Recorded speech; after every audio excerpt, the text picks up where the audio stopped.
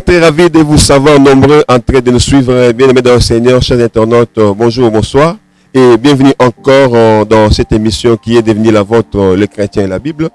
Nous avons le réel plaisir de recevoir encore pour vous aujourd'hui un homme de Dieu qui vient dans notre plateau pour la deuxième participation et qui parle bien de la part du Seigneur. Je crois que vous allez encore le découvrir ensemble avec moi. Bienvenue, prophète. Bienvenue, merci bien. Ouais, nous sommes là encore dans le cadre de notre émission qui a pour objectif de parler sur la Bible, de décortiquer les comportements marginalisables des chrétiens envers la parole de Dieu, envers la Bible. Ils négligent, ils ne méditent pas. Alors, cette émission a pour objectif de redonner goût aux chrétiens afin de s'attacher à la parole de Dieu. Voilà. Vous pouvez faire un petit rappel par rapport à ce qu'on a vu la fois passée, peut-être la définition du chrétien, la définition de la Bible, pour ceux qui vont vous suivre aujourd'hui. Pour ceux qui nous suivent aujourd'hui, le chrétien et la Bible. Le chrétien, c'est toute personne qui représente Christ sur la terre. En d'autres termes, c'est toute personne qui a été sauvée, qui a reçu le Seigneur Jésus-Christ comme Seigneur et Sauveur personnel de sa vie et qui vit afin de pouvoir le représenter sur la terre, qui vit pour Jésus sur la terre, c'est lui le chrétien. Comme on a vu l'autre fois, la première fois qu'on a parlé des chrétiens dans la Bible, c'était à Antioche. Dans Actes, la Bible dit que les gens ont vu les disciples, on les appelait les disciples. Et quand on le voit, on identifie quelque chose de Christ en eux, quelque chose de christique, quelque chose de différent. Ouais. Alors on dit ceux-ci sont des chrétiens. Et Christ même a donné des caractéristiques pour reconnaître les chrétiens. Parce qu'un chrétien, ce n'est pas une personne normale. C'est celui qui a quitté les ténèbres pour la vie et qui vit maintenant pour le Seigneur. C'est lui là le chrétien. Et la Bible, c'est notre livre. Comme chaque religion, comme chaque croyance, il faut des éléments qui nous permettent de pouvoir bien avancer et de comprendre et connaître non seulement notre Dieu, mais aussi comment vivre dans le royaume de Dieu. Alors la Bible pour nous, c'est la parole de Dieu, c'est la parole ultime de Dieu, c'est notre livre de commandement, notre constitution. C'est notre livre où nous trouvons en fait tout ce qu'il nous faut. Donc la Bible, c'est la parole de Dieu qui a été écrite afin que nous puissions comprendre et connaître la volonté de Dieu et savoir comment marcher dans le royaume de Dieu, mais sur la terre. Gloire à Jésus, vous qui suivez, je crois que c'est vraiment édifiant déjà. Pour ceux qui ne connaissent pas notre invité, il s'appelle prophète David Kataï. Il vient de l'église de Christ Jésus, située sur l'avenue Guémena numéro 20, dans la commune de Kassavubu, à Kinshasa. C'est sa deuxième participation, donc il y a de ceux-là qui le connaissent déjà. Alors, juste un petit rappel pour ceux qui ne le connaissent pas encore. C'est pourquoi, veuillez nous excuser pour cette présentation en retard. Prophète David, vous pouvez nous rappeler l'importance de la parole de Dieu. La parole de Dieu est importante, la Bible. Est-ce que vous pouvez nous rappeler pour que ceux qui vont vous suivre aujourd'hui là, qui vous n'ont pas encore suivi, si vous pouvez rappeler l'importance de la parole de Dieu. La parole de Dieu a une importance paramount, importance capitale. On ne peut pas vivre sans la parole de Dieu. Il y a un texte biblique dans le livre de 2 Timothée, chapitre, est-ce qu'on peut lire ça même? 2 Timothée, chapitre 3, le verset 16. L'apôtre Paul est en train de parler, il est en train d'écrire à Timothée sur l'importance des Écritures. C'est vrai qu'au moment où il écrivait, ils n'avaient pas chapitre 3, le verset 16, 2 Timothée 3, 16. On peut le lire. Oui. Nous lisons au nom du Seigneur Jésus. Toute écriture est inspirée de Dieu et utile pour enseigner, pour convaincre, pour corriger, pour instruire dans la justice. Toute écriture est inspirée de Dieu et utile. Quand on parle de l'utilité, on fait allusion à l'importance. Dans l'importance de la parole de Dieu est décrite là. C'est-à-dire que c'est important pour enseigner, pour corriger, pour instruire dans la justice. Donc la parole de Dieu, la Bible est importante pour nous parce que par la Bible, nous sommes enseignés. Nous connaissons la parole, nous connaissons la volonté de Dieu, nous connaissons ce qui est bon et ce qui est juste. Par la Bible, nous sommes corrigés. C'est-à-dire que s'il y a des choses dans nos vies qui doivent recevoir des corrections, c'est par la parole de Dieu que nous sommes corrigés. Mais la Bible dit encore plus loin que c'est pour nous instruire dans la justice. Dans le royaume de Dieu, nous devons marcher dans la justice, nous devons marcher, comme on dit, et pour marcher comme cela, il faut être instruit. Parce qu'on ne peut pas demander à quelqu'un de faire des choses qu'il n'a pas appris. Or, ce que nous apprenons de la parole de Dieu, c'est ce qui nous permet de vivre pour Dieu. Donc la parole de Dieu a une importance capitale parce que sans la parole de Dieu, aucun chrétien ne peut grandir, ne peut se rapprocher de Dieu et ne peut représenter Dieu valablement. Donc la parole de Dieu est d'une importance capitale. Gloire à Dieu, la parole de Dieu est d'une importance capitale parce qu'au travers de la parole, nous allons représenter valablement Christ parce que est chrétien, c'est lui au travers de qui on voit Christ. Or, Christ, c'est la parole. Donc nous avons intérêt, vous qui nous suivez, à vraiment aimer la parole, à entrer en profondeur de la parole de Dieu. Merci, prophète David. Il y a une autre question. La constitution de notre royaume, parce que nous chrétiens, nous faisons partie d'un royaume. Ouais. Vous avez dit autrefois que la Bible, c'est la constitution pour notre royaume. Or, dans la constitution, on y voit les droits et devoirs. Alors, pouvez-vous relever quelques-uns pour la bonne marche? Quelques devoirs, quelques droits dans la constitution. Bien sûr, la parole de Dieu, la Bible, est aussi notre constitution. Une constitution, c'est en fait l'ensemble des lois qui rédigent un territoire ou une nation ou un peuple ou un royaume. Oui. Et dans les lois, il y a les devoirs, il y a des avantages, il y a des droits, oui, et tout ça. Et en tant que des personnalités civiques dans le royaume de Dieu, des citoyens du royaume, il est important que nous puissions connaître nos devoirs et nos droits. Par exemple, dans le livre de Jean chapitre 13, le verset 34, Jésus-Christ dit aux apôtres: voici le nouveau commandement que je vous donne. Aimez-vous les uns les autres. Ça, c'est un commandement, c'est une loi. Dans le royaume de Dieu, la loi primordiale, c'est l'amour. C'est un devoir. C'est un devoir que d'aimer.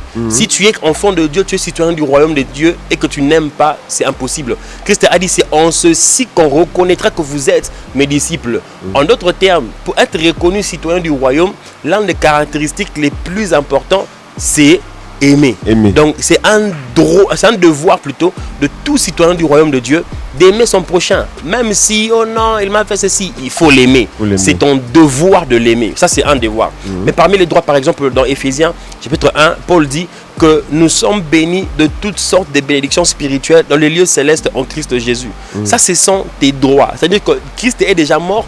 Il est mort pour toi. Il a déjà donné la possibilité pour la guérison, pour les miracles. Alors, en tant que tes droits, tu peux réclamer ces choses. Je peux réclamer aujourd'hui, quand je vois que ma vie ne marche pas selon ce que Dieu a prévu et que les choses n'avancent pas bien, je peux réclamer cela. Je peux prier pour dire, mais selon la Constitution, le livre tel, le chapitre tel, alinéa tel, ça dit que je suis guéri de toutes mes maladies. Comment moi je vis les problèmes? Alors je réclame ce droit-là parce que ça c'est un droit pour ma santé divine. Donc tout chrétien a des devoirs et des droits, mais il faut aller dans la profondeur de la parole de Dieu afin de les découvrir et de vivre en bon citoyen dans le royaume de Dieu qui exerce ses devoirs, mais en même temps aussi vit sur base de ses droits. Vraiment, c'est très profond. Il y a des chrétiens qui ont de Bible, qui n'arrivent pas à ouvrir même la Bible. Mais cependant, ils sont en train de pleurnicher, ils sont en train de se lamenter. Donc, au travers de ce que le prophète vient de nous dire, nous comprenons que la Bible est riche. La Bible a des droits et des devoirs. Nous devons aimer la parole de Dieu pour découvrir nos droits et devoirs afin de mener une vie victorieuse. Exactement. Gloire à Dieu. Il y a une autre question, prophète. Est-ce qu'au travers de la parole de Dieu ou la Bible, un chrétien peut-il être délivré? Peut-il être béni? Peut-il réussir? De toute façon, un chrétien, tout ce que le chrétien fait et devient dans le royaume de Dieu, il ne peut le devenir que par la parole. C'est la parole qui est la sémence qui produit la vie qu'il nous faut. Quand nous lisons dans le livre de 1 Pierre chapitre 2, le verset 9, Pierre dit que nous qui étions autrefois étrangers, Christ nous a rachetés du royaume des ténèbres pour nous emmener dans son royaume de lumière. Ça, c'est la délivrance. En fait, tout celui qui ne connaît pas le Seigneur, quand on devient chrétien, on expérimente une délivrance au départ. Parce que quitter les ténèbres, la mort, venir à la vie, c'est déjà une grande délivrance. Et progressivement, alors que par la parole de Dieu, nous rencontrons des dimensions différentes de l'éternel, cette parole vient en nous traiter progressivement des problèmes. D'où un chrétien, par la parole de Dieu, reçoit la guérison. 1 Pierre chapitre 2, verset 9. Nous lisons au nom du Seigneur. Vous, au contraire, vous êtes une race élue. Une race élue. Un sacerdoce royal. Une nation sainte. Une nation sainte. Un peuple acquis. Afin que vous annonciez les vertus de celui qui vous a appelé des ténèbres à son admirable lumière. Il nous a appelés des ténèbres à la lumière. Ça, c'est une délivrance. C'est un échange, c'est un transfert. C'est un peu comme Cristiano qui quitte la Juventus pour aller Manchester United. C'est un transfert. Donc il n'est plus rien de Juventus né avec lui maintenant. Même ses droits en tant que footballeur, c'est Manchester United. C'est comme ça, quand tu reçois Jésus, tu es délivré de ténèbres. Donc rien de ténèbres ne doit prendre place en toi. Mais alors, pendant que nous sommes en train de grandir et d'avancer avec Dieu, on peut réaliser qu'il y a des éléments de nos vies qui nécessitent l'intervention de la parole. Alors il faut maintenant trouver la parole correspondante qui traitera ce problème et qui soit activera la progression de la délivrance ou qui activera la bénédiction que tu veux. Celui qui est chrétien mais qui réalise que ses finances ne marchent pas bien, il doit trouver dans la parole qu'est-ce que Dieu dit par rapport aux finances. Et ces versets-là, ces textes-là va maintenant le permettre soit d'appliquer des principes, soit de prier avec, soit d'utiliser ça d'une manière ou d'une autre afin de trouver une solution par rapport à ses finances. Donc tout ce que le chrétien peut devenir ou faire dans le royaume dépend de l'écriture que le chrétien rencontre dans la parole. Parce que derrière lecture, il y a la révélation. Il y a la révélation. Cette révélation est libérée par l'esprit de l'écriture. Christ a dit que toutes les paroles que je vous dis sont esprit et vie. Dans la parole de Dieu, garde cette dimension de l'esprit. C'est-à-dire que quand nous rencontrons la parole de Dieu, nous accédons à l'esprit de la parole et l'esprit de la parole libère la vie de la parole. L'esprit de la parole libère la vie de la parole. La vie de la parole. Gloire à Dieu. Donc, vous confirmez qu'au travers de la parole, un chrétien peut être délivré, comme vous l'avez dit, il peut être béni, il peut réussir dans la vie. Exactement. Donc, nous avons intérêt. Nous qui négligeons aujourd'hui la Bible, nous négligeons la parole de Dieu. Il y a beaucoup de chrétiens qui n'ont même pas de Bible. Qui n'ont même pas de Bible, qui n'écrivent même pas. Ils ne se soucient même pas pour acheter la Bible. Mais ils ont les soucis des choses de ce monde, ils doivent s'habiller. Oh, il y a des choses qui leur passent comme ça. Malheureusement. Vraiment, ça nous amène à ce que vous avez dit autrefois. Vous avez dit, c'est lui, l'homme ne vit non seulement du pain, mais de toutes paroles qui sont de la bouche de Dieu. Vous avez essayé de dire autrefois que c'est lui qui n'a pas la parole, il ne fait pas partie du monde des humains. C'était vraiment très profond. Je voudrais que vous essayez d'approfondir ça. Vous savez, quand Lucifer vient tenter Jésus, quand le diable vient tenter Jésus dans le désert, oui, il lui dit, si tu es fils de Dieu, tourne ces pierres en pain. Ouais. Et Christ fait une référence à un texte dans l'Ancien Testament. Ouais. Dans Matthieu 4:4, Christ répond et dit, l'homme ne vivra pas seulement de pain, mais de toute parole qui sort de la bouche de Dieu. En réalité, la tentation de Lucifer était en train de toucher à un aspect humain de Jésus. Oui. Parce qu'il disait à Jésus, si tu es fils de Dieu, change ça en pain. Or, le pain dont il parlait, c'était un pain physique que l'homme humain mange. Oui. Cela veut dire quoi? Ça exprime deux choses. Premièrement, la dépendance de l'homme. L'homme dépend de beaucoup de choses pour vivre. Parce que si aujourd'hui, il n'y a plus de l'eau, si on n'a plus la nourriture, si on n'a plus l'air, l'oxygène, l'homme dépend de beaucoup de choses pour être homme. Alors, parmi ces choses-là, qui fait que l'homme soit homme, il y a la parole de Dieu. Et puis, on dit que l'homme ne vivra pas seulement du pain. C'est-à-dire que le pain représente toute la dépendance de l'homme à ce qui est physique. C'est-à-dire que l'eau, le pain, l'oxygène. Mais il y a maintenant la deuxième dimension de la dépendance qui n'est pas seulement liée au pain, mais à la parole de Dieu. Donc un homme complet, un humain normal, doit dépendre de deux dimensions. La dimension du pain et la dimension de la parole. Donc ceux qui dépendent seulement du pain ne sont pas des hommes. L'homme ne vivra pas seulement, Matthieu 4:4, ce n'est pas moi la parole de Dieu. Pas seulement de la parole du pain, mais de la parole qui sort de la bouche de Dieu. Donc nous dépendons de deux dimensions. Celui qui vit d'une dimension n'est pas un homme complet. N'est pas un homme complet. C'est un homme animal. Il y a un homme animal, parce qu'il ne dépend que du pain. Mais quand on dépend du pain et de la parole, alors nous sommes des hommes spirituels. Waouh, vraiment ça, c'est très profond. Nous devons faire tout pour faire partie des humains, parce que Dieu nous voit. Je ne sais pas si on est des fantômes. Quand Dieu regarde sur la terre, il voit beaucoup d'hommes animaux. Vraiment, ça, c'est très profond. Vous qui nous suivez, vraiment, il faut attacher l'importance capitale à la parole. Il ne faut pas seulement s'arrêter au manger de ce monde. Parce que votre âme a besoin de la parole. Comme le prophète l'a dit. Si vous faites un exercice ou bien une expérience, pendant un jour, vous ne mangez pas, pendant 2 jours, comment vous allez vous sentir? Vous allez vous sentir faible. Faible. Mais l'âme a besoin de la parole. Définitivement. Donc beaucoup âmes sont mortes. Donc, ça n'existe pas. Même ceux qui viennent de l'église là, ils n'ont pas la parole. Ce sont des hommes animaux. Ce ne sont pas des humains. Aïe. Vous qui nous suivez, faites des efforts de quitter cet angle des inhumains là. Venez dans les contextes des humains. Que Dieu vous voit comme humain. Donc aimez la parole et la parole entre en vous, en nous, et Dieu va se glorifier. Nous allons mettre une petite pause. Nous passons d'abord à la rubrique du jour et puis nous allons revenir avec d'autres questions pour chuter.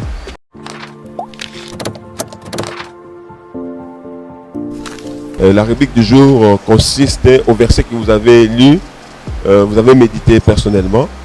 Vous aussi qui nous suivez, je crois que vous avez déjà pris cette habitude. Si vous n'avez pas cette habitude, habituez-vous à méditer chaque jour, à avoir un verset, parce qu'au travers de chaque verset, il y a une pensée que Dieu peut vous révéler. Oui, prophète. Le verset du jour. Le verset du jour, je suis dans Proverbe 17. Ça fait quelques jours que l'Esprit de Dieu me ramène dessus. Proverbe 17. La parole de Dieu déclare qu'un ami montre son affection en tout temps. Oui. Mais en temps de malheur, il devient un frère. Oui. Et ça me touche beaucoup parce que la vie est faite des relations. Oui. Il y a plusieurs types de relations. Il y a les relations que nous avons avec Dieu, les relations que nous avons avec les humains. Et dans ces relations-là, la Bible parle de comment l'ami est important, mais encore plus pour le temps de malheur. On dit un frère est fait pour le temps de malheur. Or, beaucoup de personnes traversent le temps de malheur, mais réalisent qu'ils n'ont pas de frères, parce qu'on se retrouve seul. Et la Bible est claire que c'est dans le temps de malheur qu'on reconnaît les vrais frères. Et c'est vraiment un verset qui me travaille depuis beaucoup de jours. Et ce matin encore, j'ai beaucoup médité dessus, afin de pouvoir identifier autour de moi les frères que j'ai, que Dieu m'a donné dans ma destinée. C'est comme ça qu'on les appelle les frères de destinée. Pas parce qu'on se réjouit ensemble, mais parce qu'on pleure ensemble. Vous avez dit c'est Proverbe chapitre 17, verset 17. Nous pouvons quand même lire ça. Bien sûr. L'ami aime en tout temps et dans le malheur, il se montre un frère. Il se montre un frère dans le malheur. Ouais. Il se montre un frère. Vraiment. Donc, ce n'est pas tout ami qui est frère. Oui. Mais en tout ami, il y a le potentiel de devenir frère. Oui. Mais la différence pour savoir que ton ami est ton frère, c'est dans le temps de malheur. Oui. Ce n'est pas quand on part chiller, ce n'est pas quand on boit ensemble, quand on se réjouit. Oui. Mais quand je suis dans le malheur, c'est quand je peux voir quel est l'ami qui est frère. Oui. Aujourd'hui, on dit souvent que non, mon ami est destiné. Beaucoup, on appelle comme ça les frères. Mais en réalité, ce ne sont pas des frères. Parce que nous réjouissons, on s'appelle des frères. Mais les frères, c'est pour le malheur. C'est pour le temps de malheur. Et l'homme qui écrit, c'est un homme très sage qui connaissait beaucoup de personnes. Il sait ce qu'il raconte. Vraiment. C'est très profond. Notez Proverbe 17, vous allez méditer. Et moi, je méditais dans Galates, le chapitre 1er, le verset 10. Et maintenant, est-ce la faveur des hommes que je désire ou celle des dieux? Est-ce que je cherche à plaire aux hommes? Si je plaisais encore aux hommes, je ne serais pas serviteur de Christ. La partie B m'a beaucoup intéressé. Si je plaisais, est-ce que je dois plaire aux hommes? Je dois plaire à Dieu. Si je plaisais aux hommes, est-ce que je serais serviteur de Dieu? Vraiment, c'est très profond, comme nous parlons aussi de la parole de la parole de Dieu, parce que dans la parole de Dieu, il y a la volonté de Dieu. Pour plaire à Dieu, il faut connaître sa parole. Aller à la Constitution. Vous avez parlé de la Bible comme notre Constitution. Donc, vraiment, moi, ça m'a enseigné. Donc, quand je vais dans la Constitution, je vais connaître mes droits, mes devoirs. Je sais ce que je vais faire, soit envers mon prochain, comme la Bible vous venez de dire tout à l'heure. Aimez-vous. Je dois faire ça. Je dois plaire à Dieu. La Bible a dit quoi par rapport à ça? Si je découvre la révélation de Dieu au travers de sa parole, je dois mettre ça en pratique pour plaire à Dieu. Parce que si je plaisais aux hommes, je ne serais pas digne d'être serviteur de Dieu. Or, la source de tout, c'est dans la parole. Pour connaître la volonté de Dieu, il faut aller dans la parole et plaire à Dieu et mettre en pratique. Ça, c'est ce que j'ai reçu dans Galates 1, le verset 10. Donc, vous aussi, vous savez que vous avez médité. Répondez à cette question parce que jusque-là, on ne fait pas les directs. Mais prenez cette habitude, que Dieu vous bénisse. Amen. Nous revenons au prophète avec quelques questions encore parce que nous tendons vers la fin. Que faut-il faire pour que le livre qui est la Bible ne s'éloigne pas de la bouche, de notre bouche? Que faut-il faire? Le texte de Josué chapitre 1, le verset 8, tout le verset explique ça. Oui. Dieu dit à Josué que ce livre de la loi, que cette parole vivante que tu as, ne s'éloigne pas de ta bouche. Il dit comment? Médite-le jour et nuit. C'est-à-dire pour que la parole... La Bible dit ceci. De l'abondance du cœur, la bouche parle. Or si il faudrait que la parole de Dieu ne quitte pas ta bouche. C'est qu'il faut que ton cœur soit abondé par quoi? Par la parole. Ouais. Parce qu'on n'exprime que par la bouche ce qui est abondant dans le cœur. Oui. Et peu importe ce que c'est, si c'est la haine, tu parleras la haine. Si c'est l'amour, tu parleras l'amour. Et si ça doit être la parole de Dieu dans ta bouche, il faut que la parole de Dieu entre d'abord dans ton cœur. Ça veut dire quoi? Qu'il faut d'abord mettre la parole. Dans Psaume 119, David dit, je garde ta parole, versets 10 et 11. Il dit, je garde ta parole dans mon cœur pour ne pas pécher contre toi. C'est-à-dire que la parole dans le cœur est comme le gardien de l'homme. Quand la parole de Dieu remplit ton cœur, ça te permet de pouvoir te garder, te préserver. Ça préserve ta langue et ça préserve tes actions. Ça peut te canaliser. Ça te canalise, ça te positionne. Oui. Et la parole de Dieu doit d'abord remplir ton cœur. Voilà pourquoi tout enfant de Dieu doit se battre à remplir son cœur de la parole, car c'est de la parole, de l'abondance du cœur, que la bouche parlera. Donc pour garder la parole de Dieu dans ta bouche, il faudrait la mettre dans ton cœur. Donc avant de la mettre dans ton cœur, il faut la lire. Bien sûr, il faut la lire. C'est en la lisant que tu mets dans ton cœur. Oui. Tu prends ça, tu mets dans ton cœur et alors tu vas déclarer, tu parleras conformément à ce qui se trouve dans ton cœur. Gloire à Dieu, gloire à Dieu. Donc c'est de cette façon-là que cette parole ne va pas s'éloigner de notre bouche. Donc c'est très profond. Que Dieu soit glorifié. Il y a une autre question. Une prière sans parole ou sans fondement biblique, que ce soit n'importe quelle prière, que ce soit une prière de combat, est-ce que ce genre de prière peut-elle produire un impact positif? Déjà, il faut savoir que la prière, c'est un monde très grand, mais je vais aller directement dans le livre de Jacques. Jacques dit une chose, il dit, nous savons que si nous demandons une chose selon sa volonté, il nous le sera accordé. Quand Christ parlait aux disciples dans Jean, il leur disait, demandez afin que votre joie soit parfaite, demandez en mon nom, demandez ceci. Alors en fait, on comprend par là que même la prière a des formules. La formule, ce n'est pas qu'il faut répéter un mot ou deux mots, mais c'est qu'il y a un protocole divin.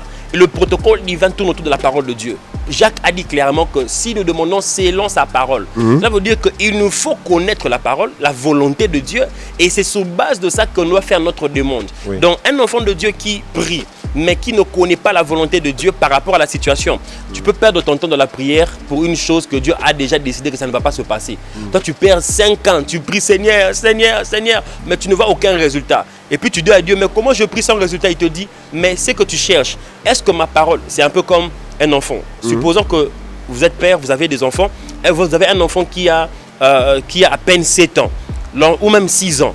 L'enfant à peine part à l'école, te demande, non papa, donne-moi une voiture, je vais conduire la voiture. Est-ce que vous pouvez Non, non. Non, vous n'allez pas donner.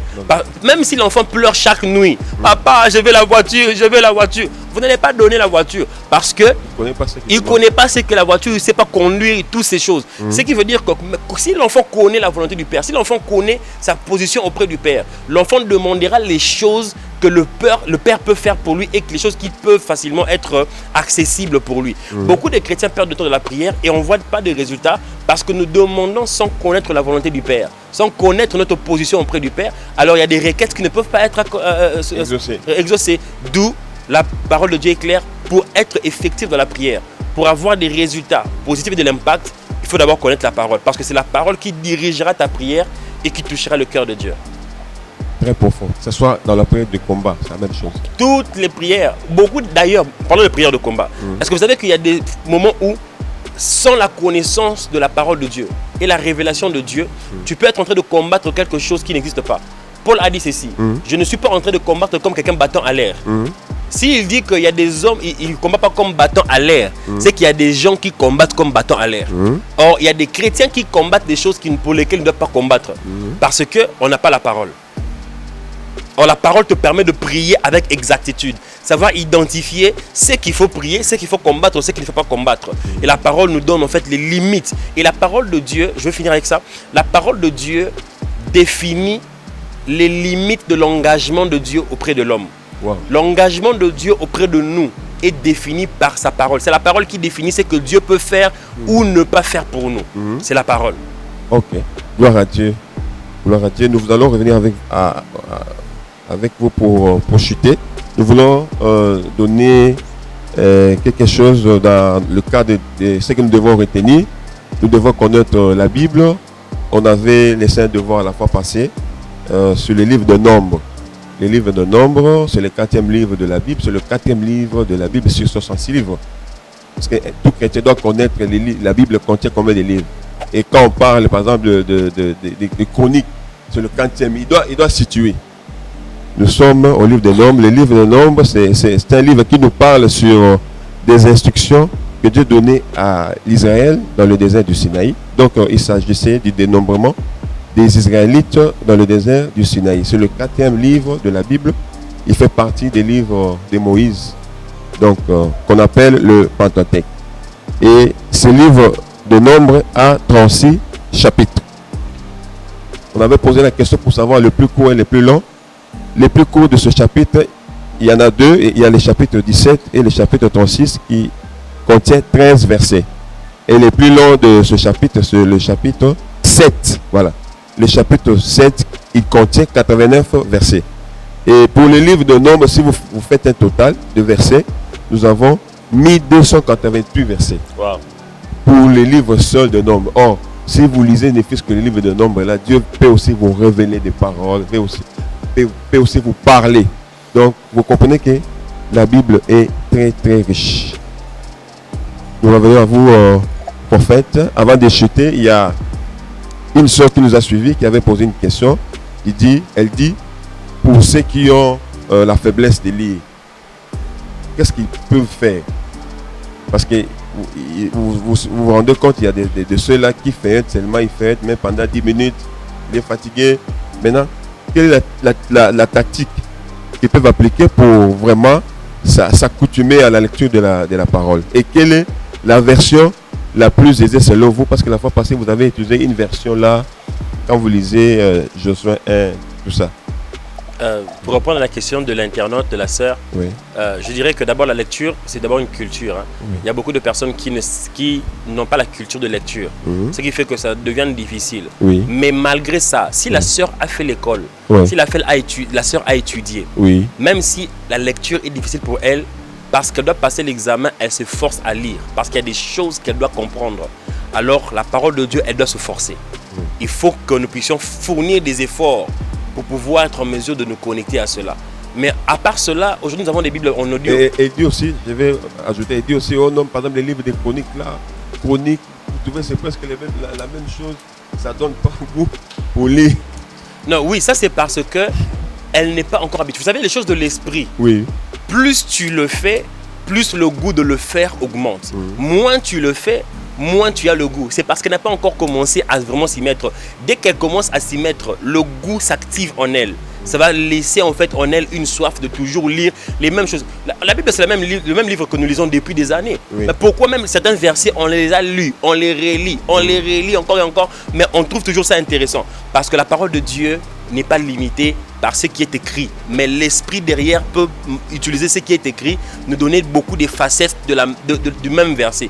Donc la sœur doit s'exercer, s'efforcer de la lecture comme elle le fait à l'école. Parce que même si elle n'aime pas lire à l'école, elle doit lire. Il y a des cours où elle doit lire. Qu'elle fasse de même. Mais aussi, aujourd'hui, nous avons des livres, des Bibles en audio. Elle peut suivre des Bibles en audio. Si elle aime bien écouter, elle doit suivre la Bible en audio de temps en temps. Mais elle ne doit pas suivre la Bible en audio comme elle suit la musique. Elle suit la Bible en audio en train de chatter. Non, il faudrait donner à Dieu le temps. Quand tu écoutes la Bible en audio, écoute seulement la Bible en audio pour que tu puisses être en mesure de comprendre ce qui se dit et tout ce qui va avec. Mais la lecture n'a qu'une seule solution, il faut lire. C'est un peu comme prier. On n'apprend pas à prier à l'école, on apprend à prier en priant. Tu veux apprendre à prier, commence à prier. Tu veux apprendre à lire, tu veux développer la lecture, commence à lire. C'est une culture qui doit se développer en nous. Et je crois qu'avec l'aide du Saint-Esprit, qu'elle dit au Saint-Esprit, Seigneur, aide-moi, je veux me donner la lecture, soutiens-moi, donne-moi la force et la capacité de comprendre et de lire. L'Esprit de Dieu va l'aider, elle va commencer à lire et elle va trouver qu'il y a une grande joie dans la parole de Dieu. Vraiment. La version la plus aisée. Et là, on s'est posé cette question. La version en français, il y a plusieurs versions, mais je recommande beaucoup la version Semeur, par exemple. La version Semeur, c'est une très bonne version biblique. La version Louis Segom, mais la plus récente, 21, c'est aussi bonne, mais pas l'ancienne version que nous avons de 1991 là, ou de 1800 quelque chose. Mais la récente, elle est bonne. La version Semeur, la version Parole de vie aussi, elle est bonne. Mais il y a beaucoup de versions, mais selon moi, je trouve que ces trois versions sont vraiment des bonnes versions en français à étudier. Gloire à Dieu. un mot de la fin et à marteler sur les conséquences du manque de la parole. Les conséquences du manque de la parole de Dieu, pour que tu comprennes ça, il faut voir la parole comme la nourriture. Quand tu ne manges pas, tu meurs. Quand tu ne lis pas la Bible, tu finis par mourir. Tu peux être en train de te promener en route, mais tu es déjà mort. Beaucoup de personnes se promènent en route, mais ce sont des tombeaux blanchis. À l'intérieur, il n'y a rien, parce qu'il n'y a pas la parole. À cause de cela, j'aimerais dire à tous ceux qui nous suivent, d'abord merci de m'avoir encore reçu sur le plateau de l'émission. Je vous en prie. J'aimerais dire à tous ceux qui nous suivent que c'est important que tout le monde, celui qui est enfant de Dieu surtout, de lire la parole. Il est impossible de pouvoir dire que tu as un père avec qui tu ne parles pas. Beaucoup de gens disent que non, Dieu ne me parle pas, je vais écouter, mais la Bible est fermée. Dieu va te dire quoi? Ouvre la parole de Dieu, commence à lire, c'est là que ça commence. Quelqu'un a dit, pour écouter, il faut commencer par lire. Plus tu lis, tu finiras par écouter. Tu veux écouter la voix de Dieu, lis la parole de Dieu, car elle est importante pour ta croissance, pour ta correction. Pour que tu puisses exercer et manifester Dieu sur la terre, il faut connaître sa parole. Et sa parole, c'est dans la Bible. Et lis la Bible, alors ta vie changera. Si seulement tu mets ça au sérieux, ta vie va changer en quelques jours. Gloire à Dieu, ta vie va changer en quelques jours si tu mets du sérieux à la Bible. La Bible, c'est notre constitution, la constitution de notre royaume. Nous devons aimer ça. Nous devons manifester les désirs de s'attacher à cette parole, parce que si on s'attache à la parole, ça va vraiment changer. C'est un défi que nous devons nous lancer. Achète ta Bible. Toi qui n'as pas la Bible, achète ta Bible en papier pour lire vraiment. Quand tu ouvres la Bible, tu as rendez-vous avec Dieu. Il faut aller dans un coin. Il y a un invité qui a parlé de ça. Il dit, quand tu veux lire ta Bible, il faut aller dans un endroit où tu es calme. Parce que quand tu lis la Bible, tu parles avec Dieu. Ouais. C'est ça, prophète. Oui, exactement. Ouais.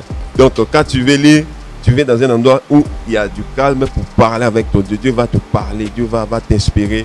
Parce que derrière la parole, comme le prophète a dit, il y a une révélation. Donc, que Dieu vous bénisse, vous qui nous avez suivis partout dans le monde entier. Merci pour l'attention particulière que vous nous accordez. Et soyez toujours scotchés à notre chaîne SCG TV. Je crois que Dieu va encore vous parler au travers de cette émission. Que Dieu vous bénisse et Dieu bénisse l'équipe qui nous a accompagnés. À la prochaine. Merci.